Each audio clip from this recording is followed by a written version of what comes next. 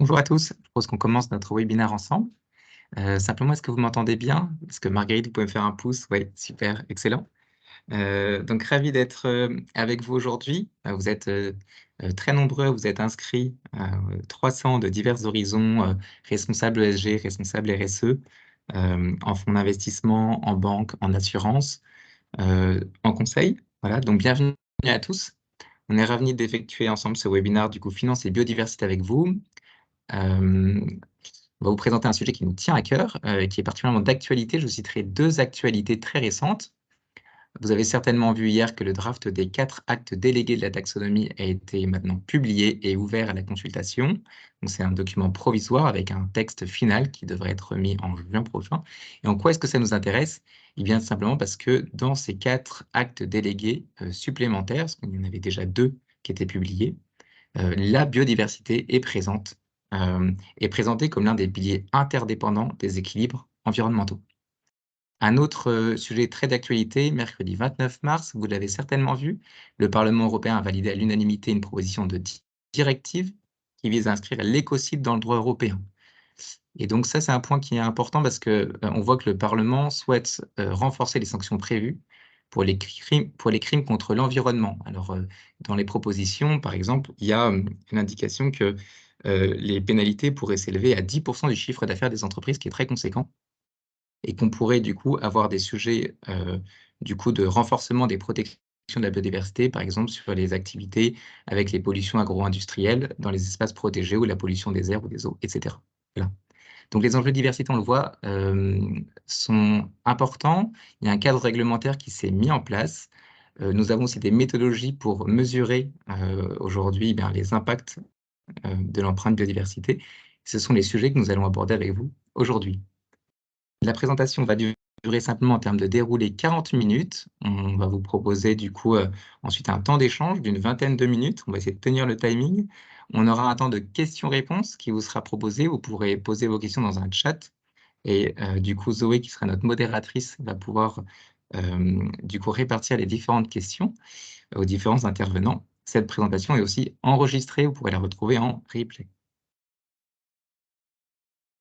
Voilà, pour vous présenter rapidement, nos intervenants, donc je suis très heureux de droite à gauche de vous présenter tout d'abord Eliette Verdier, donc qui est consultante senior biodiversité iCare, qui est présente avec nous. Si tu veux faire un coucou Eliette, comme ça on te repère bien.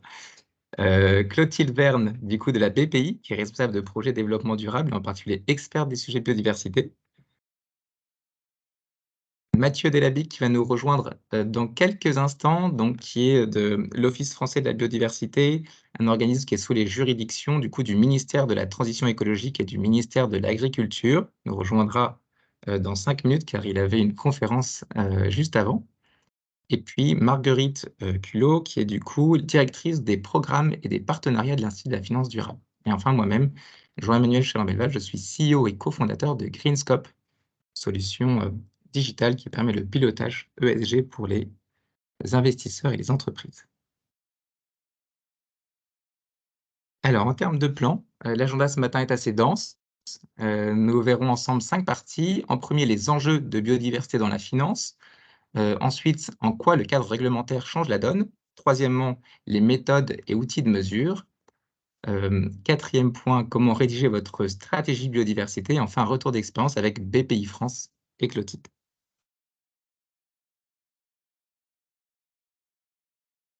Voilà. Alors la biodiversité, qu'est-ce que c'est? On va commencer par cette question ensemble. Zoé va nous présenter cette partie, le temps que Mathieu nous rejoigne. Bonjour à tous, enchantée. Zoé Bieder, donc Product Manager et experte ESG de chez Greenscope. Alors, la biodiversité, qu'est-ce que c'est? Vous retrouvez sur la slide la définition de la biodiversité de l'OBF. La biodiversité désigne l'ensemble des êtres vivants ainsi que les écosystèmes dans lesquels ils vivent. Ce terme comprend également les interactions des espèces entre elles avec leur milieu. Donc en fait, la biodiversité, est très complexe et très générale et elle se comprend à 3 échelles. La biodiversité, c'est d'abord la diversité génétique au sein d'une même espèce, mais c'est aussi la diversité des espèces et la diversité des écosystèmes. En résumé, la biodiversité, c'est la vie. La biodiversité, c'est les matières premières, c'est les rivières, c'est tout ce qui nous permet de vivre et tout ce qui englobe nos sociétés. Donc pourquoi la biodiversité est aujourd'hui si importante? Parce que la biodiversité fournit des services écosystémiques qui contribuent aujourd'hui à notre bien-être, mais aussi à notre économie. Donc les services écosystémiques rassemblent tous les bénéfices que l'on peut retirer des écosystèmes et du bon fonctionnement des écosystèmes.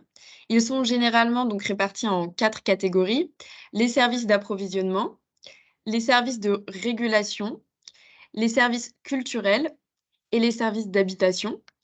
Et ces services écosystémiques ont été évalués à plus de 125 trillions de dollars. Ils sont donc, ce qui représente une somme plus élevée que le PIB mondial aujourd'hui. Aujourd'hui, donc, nous sommes face à une extinction de masse. Hem, Plus de 75 des milieux terrestres et plus de 40 des écosystèmes marins sont fortement dégradés.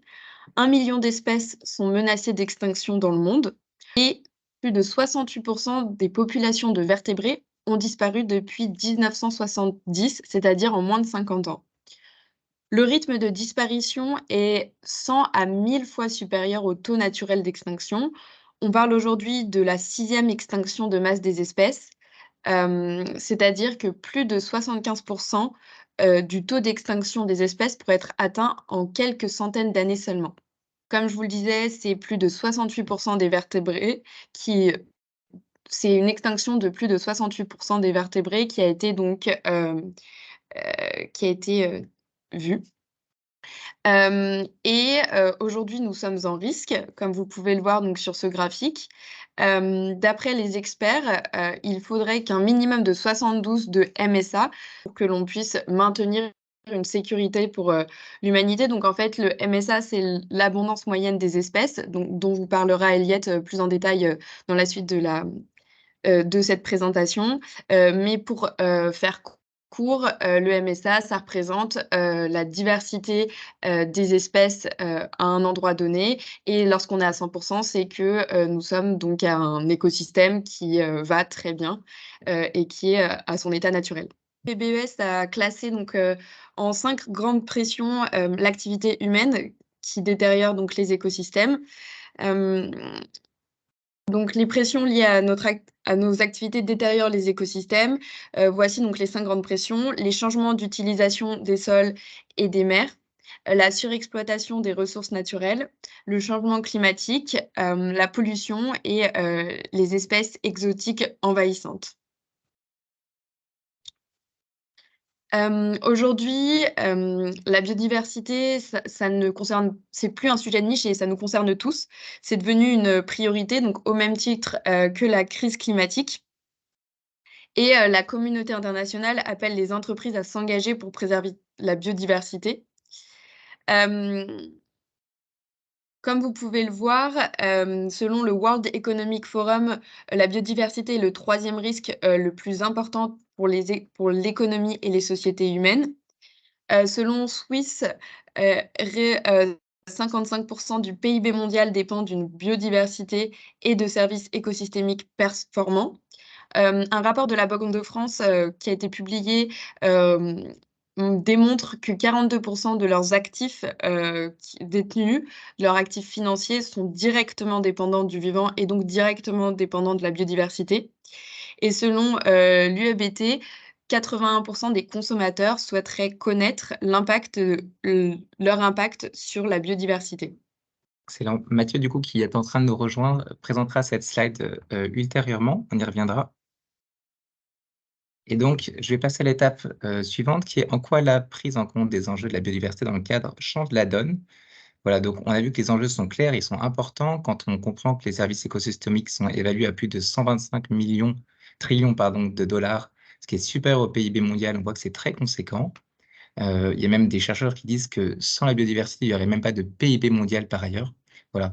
Mais ce qui est intéressant, c'est de voir aussi en quoi, par ailleurs, le cadre réglementaire change la donne pour nous, les acteurs de la finance. Je vais laisser la parole à Marguerite. Merci beaucoup.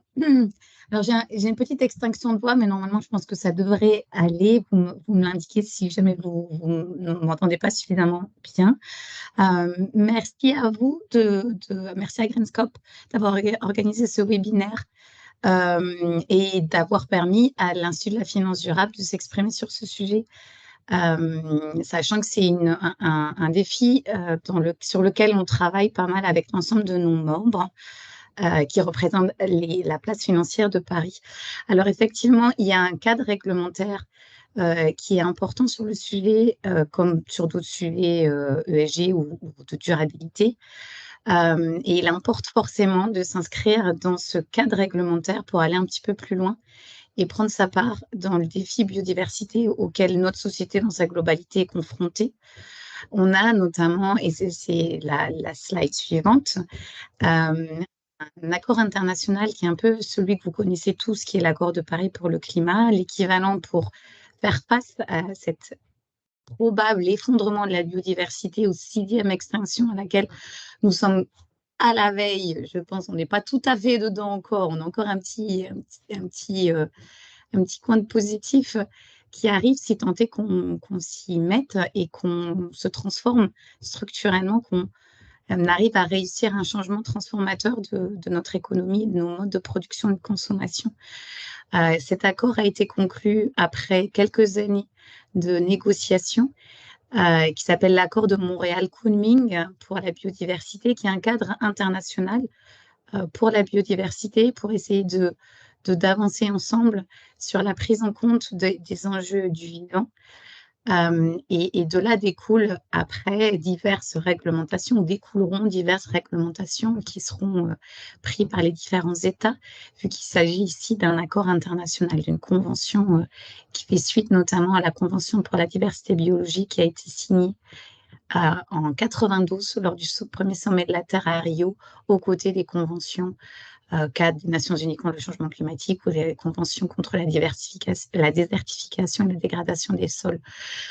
Donc, cette COP 15, cette conférence des parties à la Convention sur la diversité biologique, s'est déroulée en décembre de l'année dernière, en décembre 2022 à Montréal, au bout de 2 ans de négociations et plus, 2 ans de report, pardon, du fait de la crise sanitaire mondiale liée à la pandémie de Covid-19. Et cet accord international est en ça intéressant parce que pour la première fois, il intègre les acteurs économiques et financiers directement en les sollicitant et en leur indiquant qu'ils peuvent jouer un rôle important dans la prise en compte de la biodiversité au niveau mondial. Alors, vous voyez sur cette slide qu'il y a 3 gros points à retenir.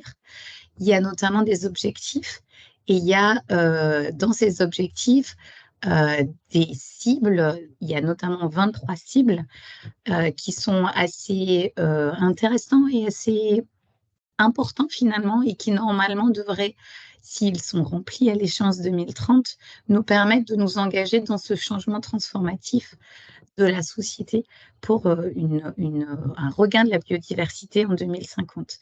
Les objectifs sont donc accompagnés de 23 cibles, dont certains concernent directement la sphère financière et plus globalement économique, et notamment une cible 15 qui vise à la transparence et qui indique que les États doivent prendre des mesures juridiques, administratives et politiques pour encourager et permettre aux entreprises, et en particulier pour s'assurer que ces grandes entreprises et institutions financières contrôlent, évaluent et divulguent de manière transparente les risques, impacts et dépendances sur la biodiversité. Donc, c'est tout ce qu'on apporte sur la divulgation, donc sur la transparence. Il y a aussi des objectifs plutôt financiers qui évaluent à... En fait, il y a un gap entre ce qu'il faudrait mettre pour la biodiversité, pour préserver la biodiversité, et ce qui est actuellement mis sur la table. Parce qu'on sait que, et Zoé l'a indiqué il y a 3 minutes, que la biodiversité ne se porte pas bien et on a besoin pour ce faire non seulement de réorienter les investissements, mais aussi de les axer sur une économie qui est pro-nature, en tout cas qui vise à regagner de la biodiversité. Et notamment, il est question de réorienter 200 milliards de dollars vers des activités qui s'inscrivent dans cette régénération de la nature. C'est essentiellement sur les secteurs agroécologiques, mais pas que. Et notamment de mettre fin à 500 milliards de subventions publiques néfastes pour la biodiversité. Donc, ça comprend les taxes et d'autres subventions publiques qui avaient déjà fait l'objet notamment d'études dans différents États, parce que pris à l'échelle internationale, on se rendait bien compte que ça n'encourageait pas le financement d'une économie qui soit pro-nature.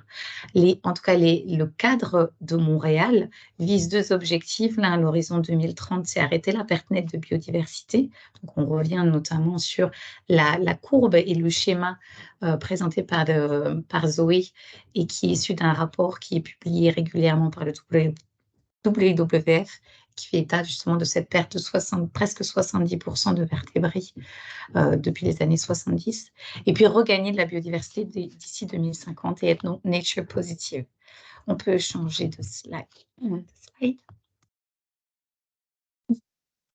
Alors, pourquoi agir, vous, en tant qu'acteur financier ou qu'acteur économique?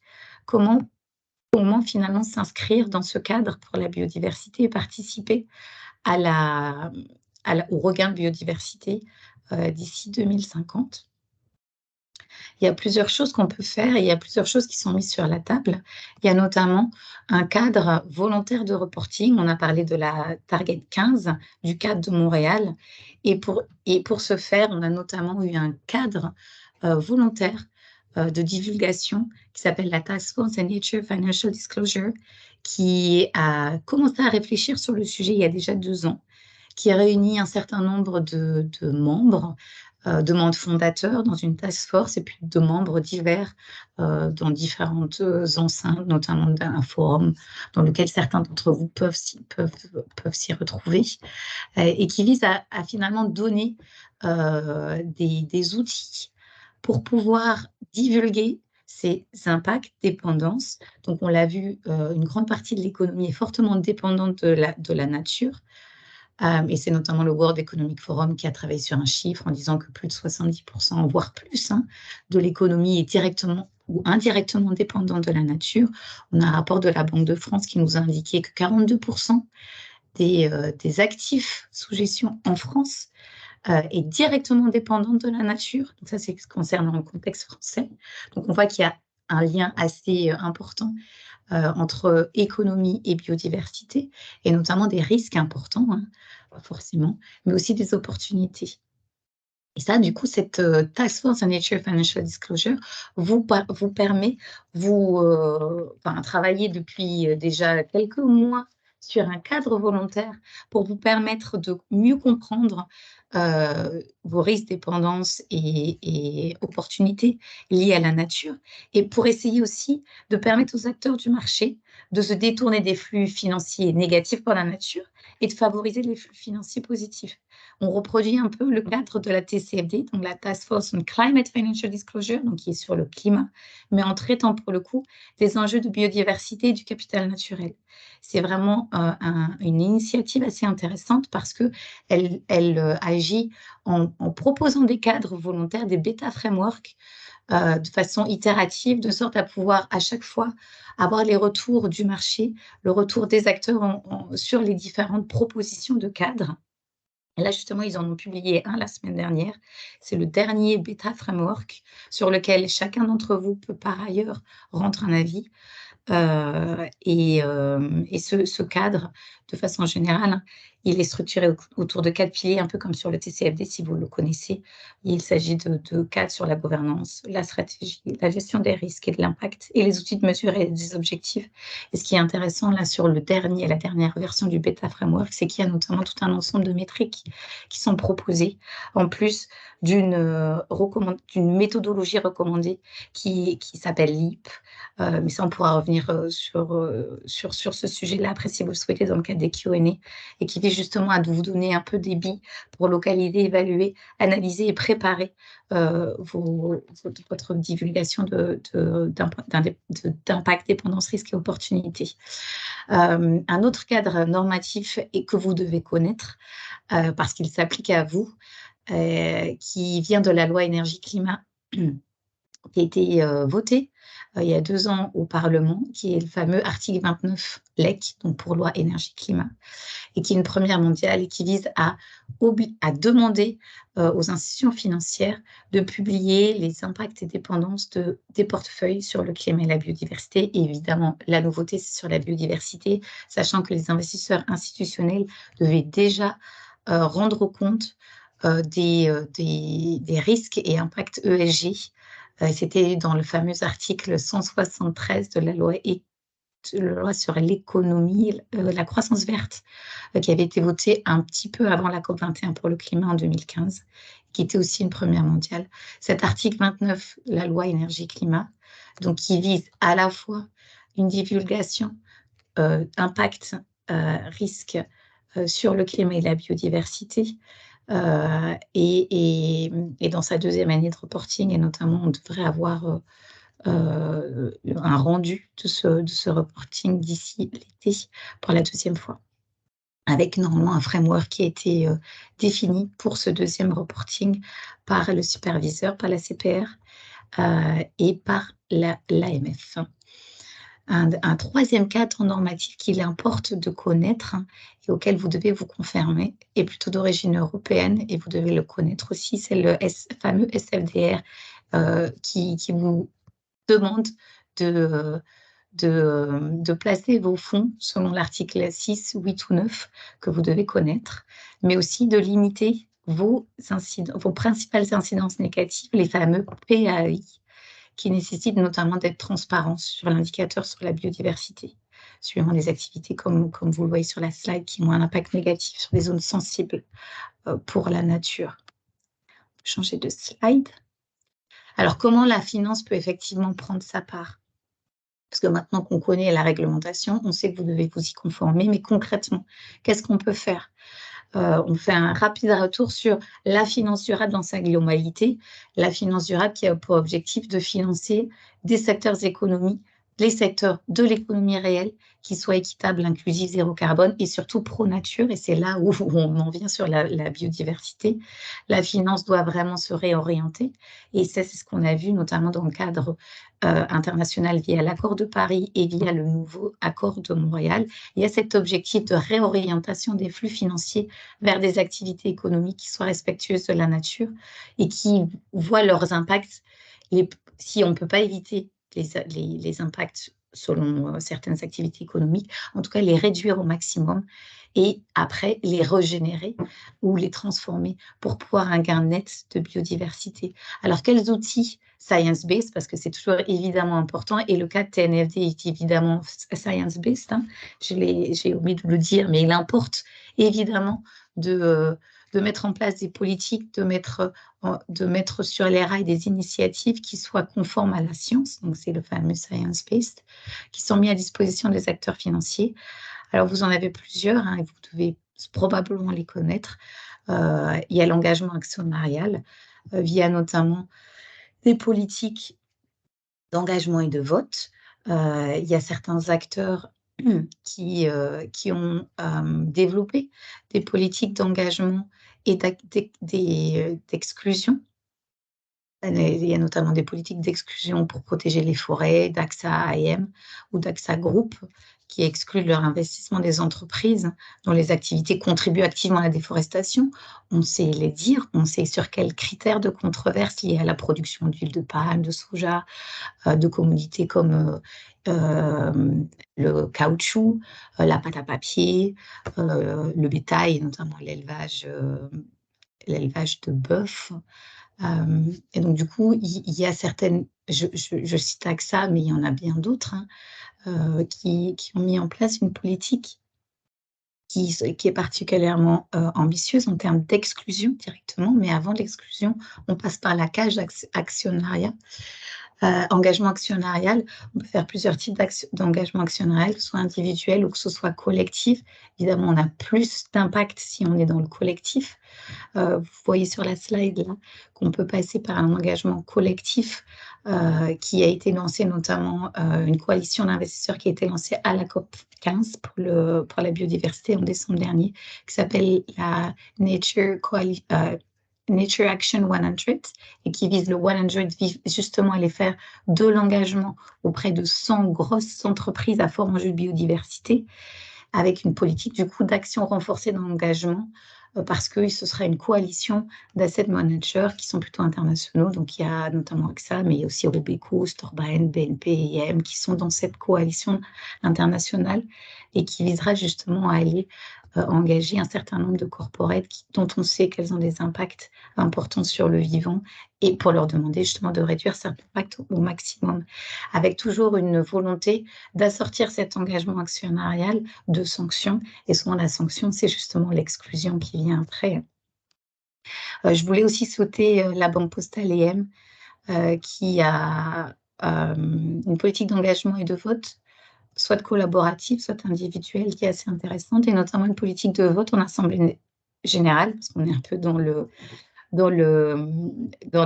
thème en ce moment, vu qu'on commence la saison des AG, et ce qui encourage justement les entreprises à adresser de concert des sujets climat et biodiversité et à leur demander de divulguer des plans de transition sur le sujet de la biodiversité. C'est les fameuses C on nature, C on biodiversity, sur la même image du C on climate que vous devez connaître. Une autre façon aussi d'agir en tant qu'investisseur ou financier, c'est évidemment de créer, par exemple, des fonds, de lancer des fonds thématiques biodiversité, qu'ils soient indiciels ou pas. Là, je vous en ai mis quelques-uns, mais je vais peut-être passer parce que je vois que le temps file. Et une autre, pour l'autre slide, c'est pourquoi agir et comment agir en tant qu'investisseur. Il y a un fort besoin de développer des indicateurs mesurant l'impact des investissements sur la biodiversité. Ça, on sait que c'est lequel il faut encore travailler.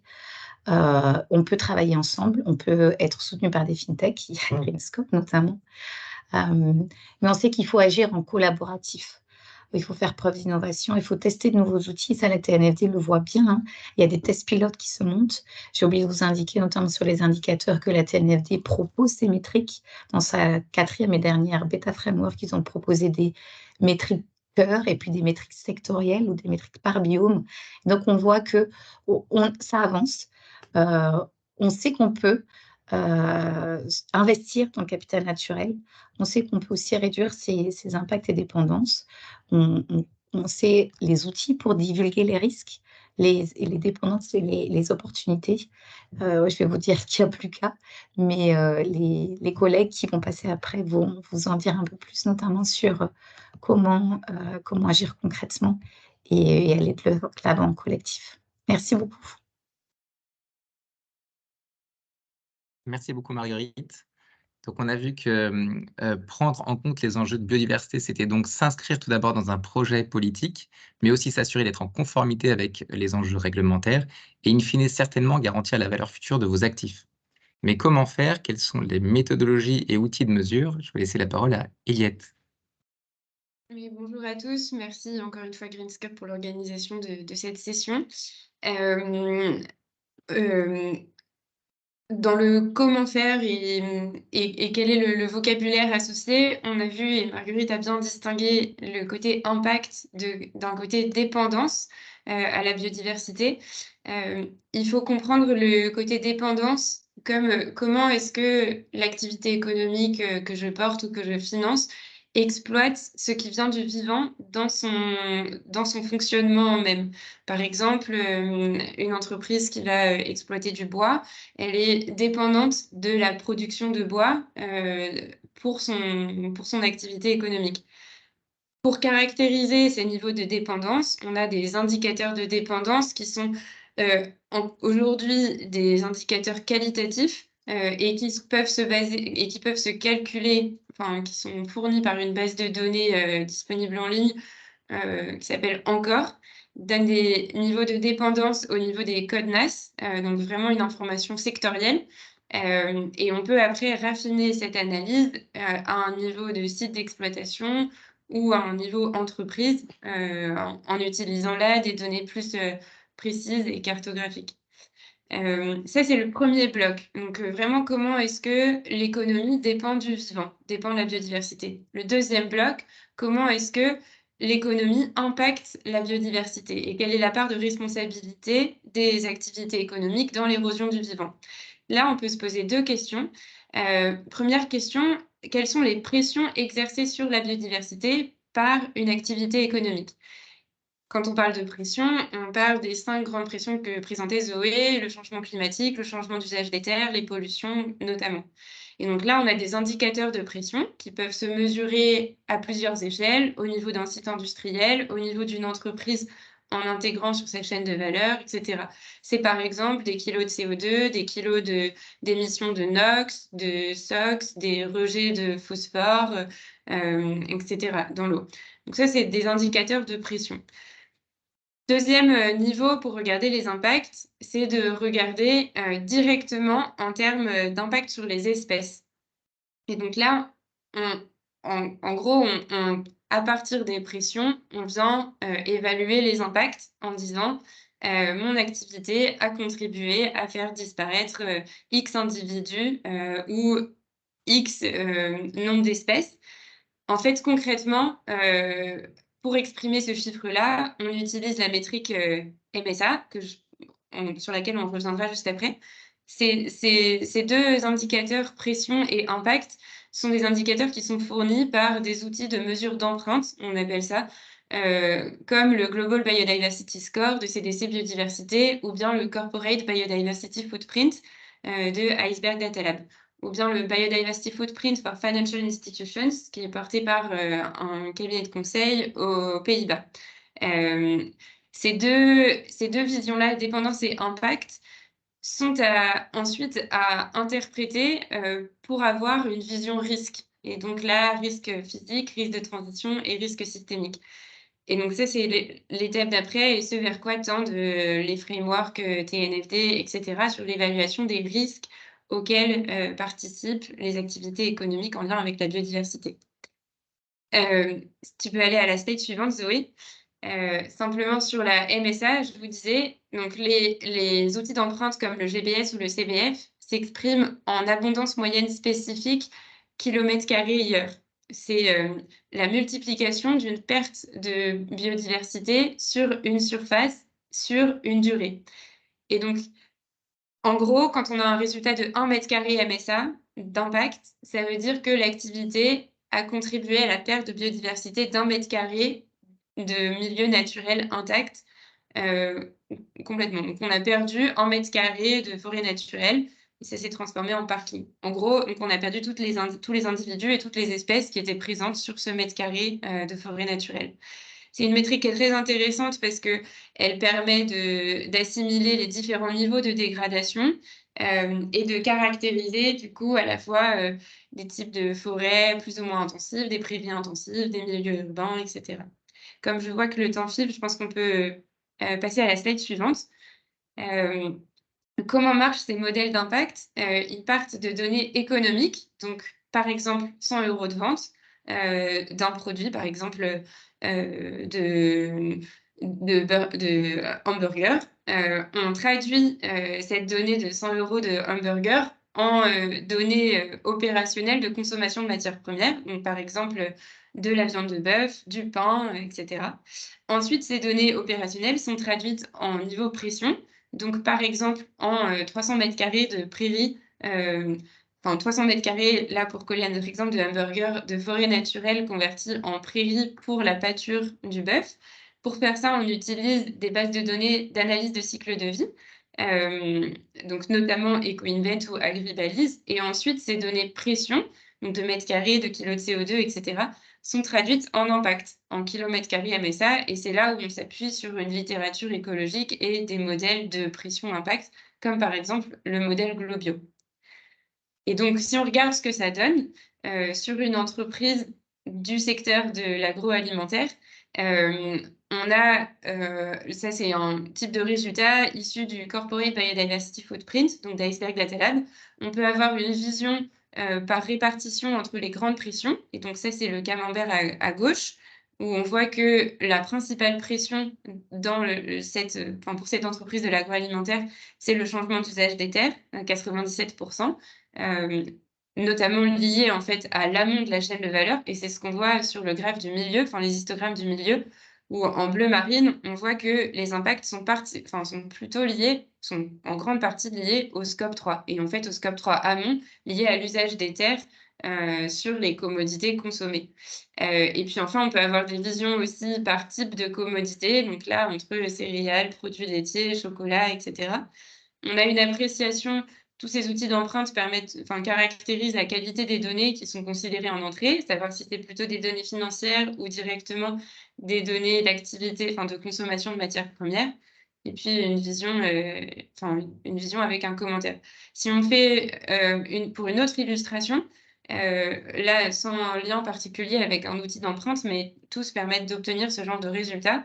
C'est un exemple sur lequel l'immobilier, où on voit des impacts en kilomètres carrés MSA par mètre carré occupé au sol, donc par mètre carré de surface de plancher.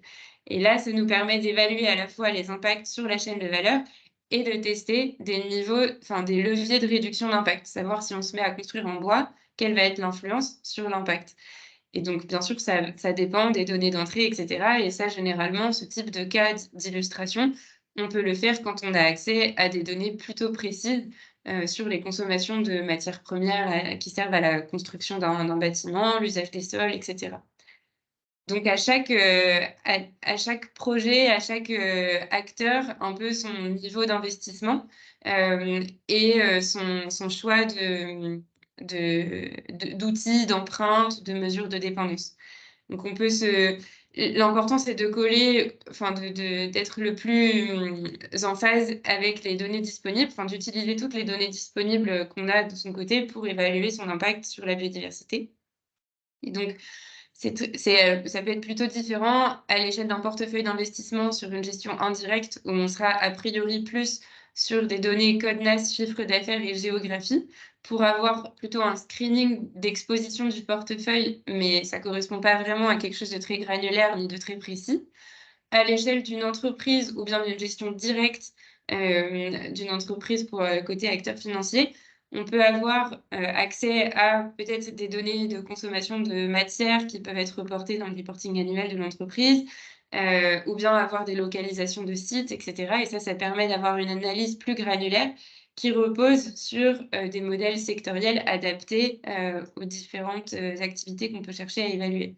Et enfin, le niveau plus précis au niveau de l'actif ou du financement de projet, où là, on peut carrément plus rentrer dans le détail des projets et prendre le temps d'une collecte de données très fine. Voilà pour cette partie. Et je passe la parole. Non, je pense que encore pour enchaîner sur une fois qu'on a parlé de tous ces enjeux, de comment on fait pour analyser ces impacts sur la biodiversité, qu'est-ce qu'on en fait? Comment est-ce qu'on peut mettre en place une stratégie biodiversité? Marguerite a déjà partagé quelques éléments. Si on passe sur la slide d'après, on partage là encore quelques directions à prendre. Mais bien sûr, c'est à mettre en regard avec votre situation. L'analyse d'impact et des dépendances d'un portefeuille, d'une entreprise, d'actifs à la biodiversité est toujours intéressante. Ça permet de savoir quelles sont les pressions sur lesquelles le portefeuille agit, de déterminer les actifs les plus impactants, peut-être les moins impactants, de comprendre la dynamique, et puis la part d'actifs qui dépend de la biodiversité et qui serait directement à risque en lien avec l'érosion de la biodiversité et des services écosystémiques. Deuxième chose, une fois qu'on a fait l'analyse des impacts, on peut chercher à se fixer des objectifs de réduction. Voilà. Et ça va dépendre du type de gestion qu'on a. Est-ce que c'est active ou passive? Est-ce qu'on a déjà accès à des données ESG? Est-ce qu'on est déjà proactif sur le sujet dans l'engagement actionnarial, etc. Et quels sont les types d'objectifs qu'on peut se fixer? Et en termes plus opérationnels, les leviers dont on peut parler, c'est, comme disait Marguerite, des politiques d'exclusion, une réallocation des encours, la création de fonds thématiques, une collecte de données plus précises qui permettent d'affiner les résultats d'impact. Et puis aussi, surtout, ça va avec, mais bien sûr, la formation des équipes de gestion et même plus haut en termes de seniorité dans l'entreprise pour que le sujet biodiversité soit pris dans à sa juste place, dans son, et de manière, avec une ampleur, suffisante. Voilà. Et puis donc de formaliser tout ça dans une stratégie, de la publier, la communiquer à ses parties prenantes pour augmenter sa transparence et engager la filière. Excellent. Merci beaucoup, Oyette. Ce sont des points sur lesquels nous pouvons vous accompagner, mais aussi ce sont des points sur lesquels vous pouvez vous inspirer très certainement de publications effectuées par les différentes sociétés de gestion, par exemple, que celles qui sont soumises à l'article 29. Et je peux vous citer, par exemple, quelques rapports qui sont très rapport de BNP Paribas, le rapport de la politique d'exclusion de la Banque postale, qui va exclure tous les exploitants et négociants ayant un fort impact sur la déforestation, par exemple. On pourrait vous citer aussi toute l'analyse qui a été effectuée par du coup CAPSA sur les pressions sur lesquelles le portefeuille est soumis, avec en particulier une analyse que aujourd'hui 5% des encours de CAPSA sont très fortement dépendants à au moins un des services écosystémiques et que l'eau est l'un des sujets prioritaires qui les concernent. Voilà, donc des éléments qui sont publics sur lesquels on vous invite du coup à venir les lire, qui sont très bien rédigés. Et donc maintenant, retour d'expérience, ce que je vous propose, c'est pour illustrer tous ces éléments qu'on puisse donner la parole du coup à Clotilde. C'est de BPI France. Bonjour à tous, merci beaucoup. Effectivement, c'était intéressant pour nous et merci de votre invitation pour venir un peu partager notre retour d'expérience. Ici, sur ce premier slide, on a essayé de vous montrer alors des données bien sûr anonymisées et une partie de nos résultats seulement d'un exercice pilote qui a été réalisé sur l'un de nos fonds actions en début 2022. On a utilisé le modèle GBS, donc Global Biodiversity Score, qui a été évoqué, je crois, par Marguerite, qui est développé par CDC Biodiversité. Et on a réalisé cette mesure de l'empreinte biodiversité avec l'appui d'un cabinet de conseil qui était accrédité pour utiliser cette méthode. Pourquoi on a choisi cet outil? Vous savez que BPI France est cousin de CDC Biodiversité puisqu'on fait partie du groupe de Caisse des dépôts. Et depuis l'origine, on était membre du club B4 B+ de CDC Biodiv, qui est en fait le club des entreprises et institutions financières qui ont œuvré ensemble pour co-construire en fait ce modèle. Ça nous permet également d'avoir de nombreux échanges et beaucoup d'informations, notamment sur la compréhension fine des enjeux sectoriels liés à l'empreinte biodiversité. Alors, ce premier exercice, il nous a permis d'identifier bien nos impacts et de les quantifier. On a fait 3 constats assez généraux qui sont que, alors je crois qu'il y a une petite coquille, c'est 92% des impacts de ce portefeuille qui était concentré sur une seule société, qui en fait ne représentait qu'un quart de notre portefeuille en termes d'actifs sous gestion. Ce qui permet d'identifier assez rapidement et de discriminer les secteurs par rapport à leur impact. Ensuite, on a identifié qu'on avait, là, il s'agit des pressions dynamiques, donc année après année, les pressions sur la biodiversité année après année, et en flux, on avait 2/3 des pressions qui étaient de type contribution au réchauffement climatique. Et puis enfin, une très grande majorité de l'empreinte qui était issue du scope 3 de l'entreprise en question. Donc ça nous a permis voilà, d'avoir des ordres de grandeur sur nos impacts. L'exercice n'avait pas encore été réalisé sur les dépendances. Ce qu'on a également noté comme limite à cet exercice, c'est bien sûr la disponibilité des données. C'est assez compliqué, même pour des très grandes entreprises, d'obtenir des données fines. Et parfois, on a un niveau de granularité de la donnée qui permet bien sûr d'avoir des résultats, mais qui sont moins précis que si on pouvait avoir des données physiques de type de matières premières utilisées, quantité de matières premières, etc., etc. Et quand on remonte à des montants ou à des proxys, forcément, le modèle est moins précis. C'est d'ailleurs pourquoi c'est la raison pour laquelle on ne fait pas l'exercice aujourd'hui sur notre portefeuille non coté, avec des méthodologies qui sont plutôt adaptées pour les grandes entreprises. Finalement, cet exercice, ça nous a permis de répondre à la demande de transparence du régulateur. On a évoqué tout à l'heure l'article 29. Et d'établir ce premier constat. Ça pourrait permettre une meilleure allocation d'actifs pour faire une optimisation sous contrainte, comment réallouer nos fonds pour minimiser notre impact, notre empreinte biodiversité. C'est vraiment pas la façon dont BPI-France aujourd'hui gère ses investissements et ni la façon dont on souhaite aborder le sujet de la biodiversité, mais ça permet tout de même cet indicateur. Je reviens sur ce qui était dit tout à l'heure sur les étapes pour mettre en place la stratégie biodiversité. C'est quand même la première étape qui permet de quantifier les impacts. Pour autant, on avait choisi de ne pas s'arrêter là. Et donc, si on peut suivre slide suivante, il nous semble important, et aujourd'hui, vraiment, j'ai à cœur de souligner ça, c'est que cet exercice de quantification, il est nécessaire, mais il n'est pas du tout indispensable. Et ce n'est pas, comme je disais, quand on fait ce calcul, finalement, qu'on optimise son empreinte, qu'on réglera les problèmes qui ont été identifiés d'érosion de la biodiversité. Et c'est aujourd'hui pas suffisant.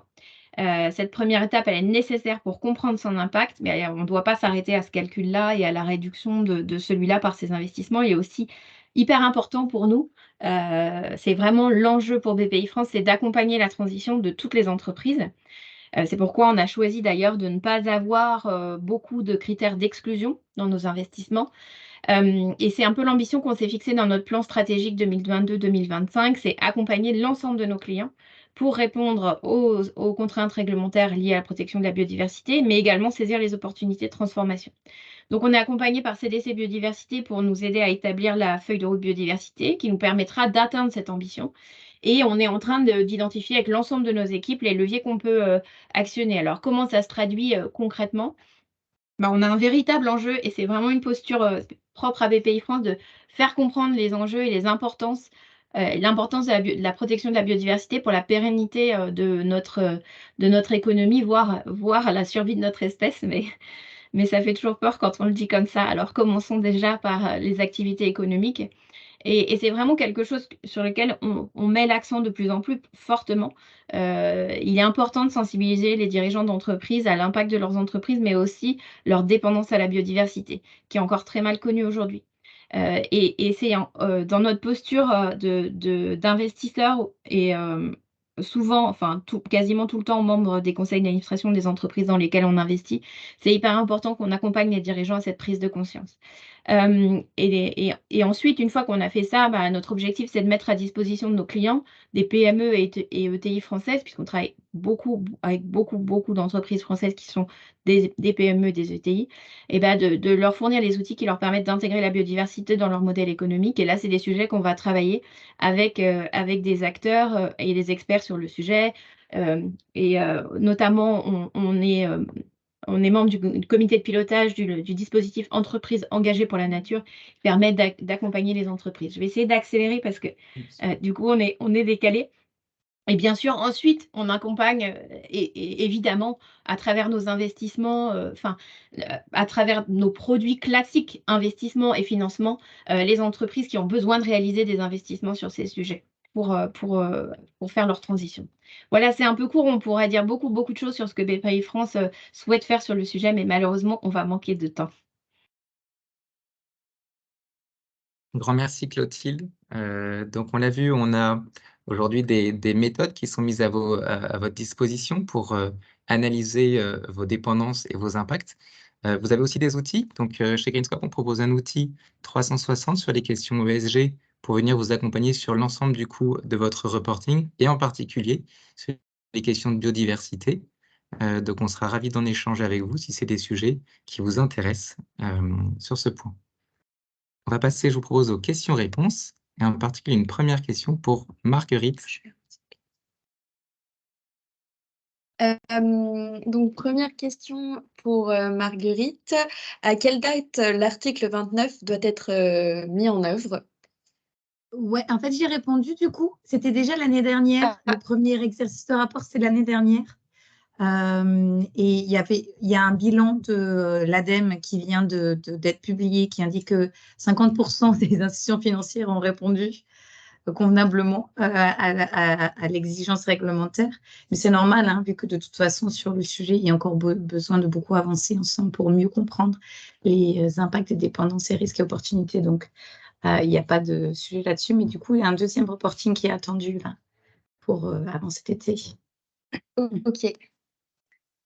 Merci beaucoup, Marguerite. Une question pour Eliette, sûrement. Vous n'avez pas abordé les sujets d'interprétation et de mise en application, mise en conformité de la norme ESRS E4, biodiversité et écosystème. Comment l'interpréteriez-vous? Oui, ce qu'il faut rappeler, donc cette ESRS 4, c'est une réglementation au niveau européen qui est encore en train d'être construite. Et donc, elle devrait sortir, enfin, la version finale devrait sortir fin juin. Ce qu'on a aujourd'hui, c'est des drafts qui ont été en consultation, qui parlent de reporting au niveau des pressions, donc ce que je disais, des kilos de CO2, des mètres carrés transformés, etc. Et au niveau des impacts, et qui mentionne plusieurs indicateurs possibles, qui n'en indiquent pas un unique. Et donc là, on a dedans ce qui touche à la proximité aux espèces en voie d'extinction, mais on a aussi citation du kilomètre carré MSA et des outils d'empreinte. Voilà. Donc c'est encore, le champ est ouvert sur cette ESRS 4 qui va dans des recommandations quand même assez précises pour le reporting biodiversité des entreprises. Super. Merci beaucoup, Eliette, pour ton éclairage. Une question pour Mathieu. Mathieu, je ne sais pas si tu es encore là, mais bonjour. Vous n'avez pas mentionné la stratégie nationale biodiversité, dont une nouvelle version devrait sortir sous peu. Doit-on s'attendre à de nouveaux engagements dans le secteur financier dans cette nouvelle version? Merci. Alors, merci à tous. Désolé, je n'ai pas pu être avec vous à l'horaire prévu pour d'être présent à Bercy au Salon PEX, où on essaye de dire aux acteurs de l'innovation qu'il faut qu'ils affichent et qu'ils regardent en quoi leur innovation contribue à la réduction des facteurs de pression. On est un peu dans les mêmes sujets qui ont été évoqués aujourd'hui. On est aux côtés de l'ADEME, on est aux côtés de BPI et on se retrouve souvent ensemble à porter les mêmes messages. La SNB 3 est en cours de finalisation. Elle ne pouvait pas être faite avant la COP15 puisqu'il faut que la SNB soit conforme au cadre international. Et aujourd'hui, la SNB 3 va mettre en place des systèmes organisés structurants pour lever les freins et favoriser la mise en action collective des acteurs autour de la biodiversité. Elle est portée par l'OFB, elle est portée par le ministère de la Transition écologique et elle n'a pas vocation à donner des nouvelles réglementations en matière de finances, puisqu'on n'est pas le ministère prévu pour ça. Elle va juste proposer des cadres pour accélérer la mise en place des processus qui sont prévus aujourd'hui, faciliter les actions d'engagement, mettre en avant les dynamiques collectives. On a cité entreprises engagées par la nature de l'OFB, mais il y en a plein d'autres. Et essayer de faire en sorte que tous les acteurs qui s'impliquent dans la stratégie nationale de biodiversité aient des repères clairs sur où aller, vers qui, accéder aux financements qui vont permettre l'évolution des modèles d'affaires, etc. Mais il n'y a pas de cadre financier nouveau qui émaneront de la SNB.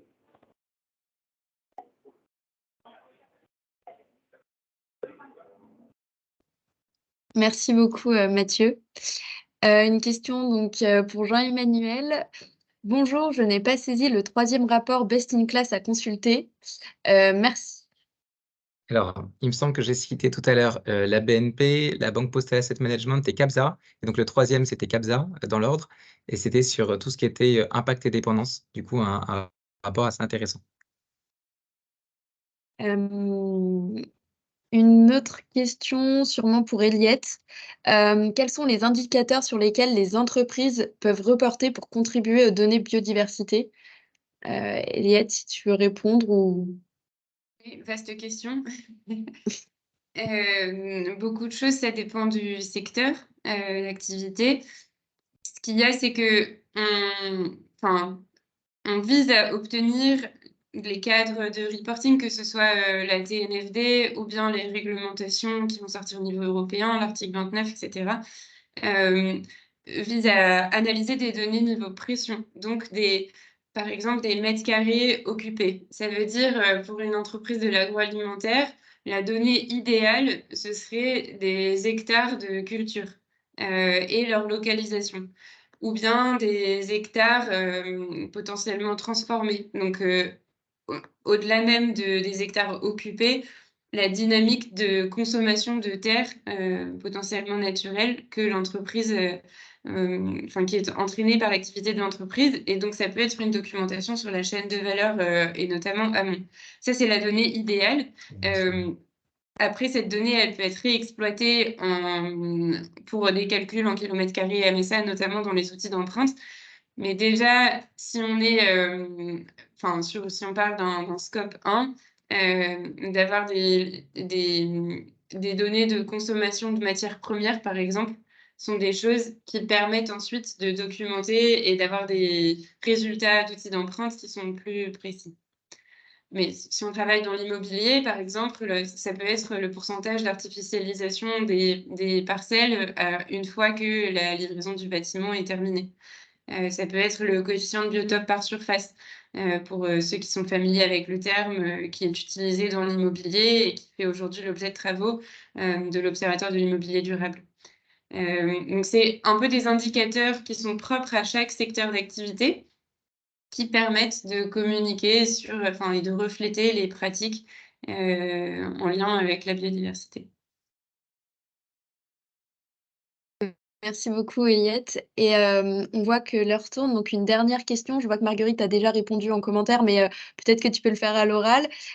Bonjour, quelle réglementation applicable portant sur la biodiversité et sur le climat pour une société de gestion avec des actifs sous gestion inférieurs à 200 millions? Merci beaucoup de la question. En fait, comme je l'ai indiqué, l'article 29 LEC qu'on a un petit peu précisé dans le cadre de ce webinaire concerne notamment les sociétés de gestion et d'autres acteurs financiers. Il y a la liste dans le décret de l'article 29 LEC plus précisément. Peut-être pour compléter sur cette question, il n'y a pas que du coup la LEC article 29. On vient de le voir avec l'annonce du coup d'hier, la taxonomie qui intègre maintenant l'objectif biodiversité. Et du coup, si vous avez un fonds article 9 sur une thèse du coup taxonomie, eh bien en effet, vous avez aussi ce type d'obligations qui vont s'appliquer. Excellent. Peut-être pour le mot de la fin, on était ravis de vous avoir aujourd'hui avec nous. Merci pour toutes ces bonnes questions. Je suis certain qu'il y a d'autres questions qui vous viennent ou que vous souhaiteriez poser. N'hésitez pas, on est disponible ensuite pour en échanger même ultérieurement après ce webinaire. En tout cas, on était très heureux de faire ce webinaire avec vous. On espère que ça vous a apporté. On s'excuse pour le petit contretemps au début. On espère qu'en tout cas ensuite ça a été fluide. Et on vous dit à bientôt pour d'autres événements. On aura d'autres événements, un autre webinaire biodiversité qui aura lieu du coup mi-mai et un autre webinaire mi-juin sur toutes les questions SFDR et CSRD. Il y aura beaucoup d'actualités en juin. Voilà, à très bientôt à tous et bon après-midi.